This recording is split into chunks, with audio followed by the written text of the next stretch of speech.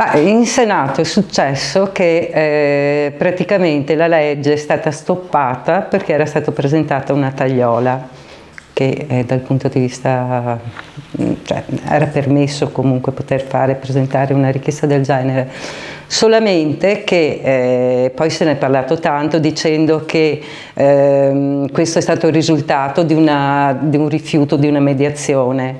La mediazione era stata proposta, ma la mediazione era questa, cioè chi aveva presentato la tagliola, quindi le destre, avevano definito che in una settimana bisognava appunto togliere determinate parti della legge, quindi identità di genere, il termine, che significava azzoppare completamente la legge, ma soprattutto stava a significare che una parte della comunità andava lasciata indietro. Un po', non dico la convinzione, però c'era un po' una paura che questo potesse succedere. Qual è stata la reazione di Manuela Pellizzon e di Algedo Treviso dopo questa bocciatura? Beh, la reazione di Manuela Pellizzon quando l'ha saputo, Manuela si è messa a piangere.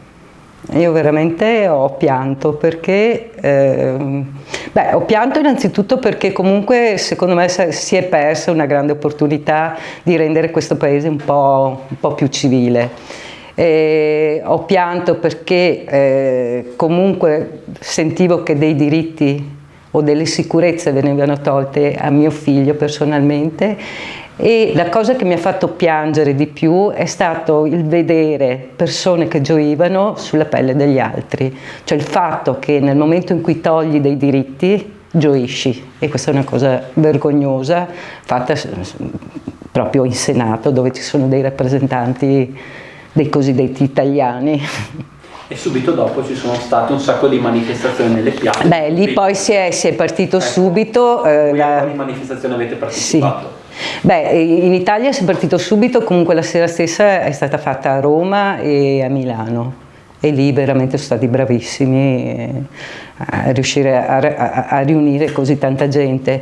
Qui praticamente poi siamo partite che sono state organizzate un po' in tutte le città d'Italia, ma tantissime, queste manifestazioni che sono state fatte tra venerdì, sabato e domenica, e adesso continueranno comunque. Ad esempio domani ci sarà a Venezia, anche perché si è anche detto che adesso basta. Cioè adesso si parte e si continuerà ad andare avanti, non dico in maniera quotidiana, ma comunque queste manifestazioni verranno fatte continuamente, cioè non ci si ferma un episodio di 3 giornate. Mio figlio resterà in Svezia perché in Svezia comunque tutte le persone sono allo stesso livello e tutti sono rispettati, accolti e non esiste la discriminazione per queste motivazioni. Quindi qui lui sicuramente. Lui dice in Italia non verrà mai introdotta? No, non pensa questo, però adesso come adesso lui sta bene lì e non vuole tornare qui.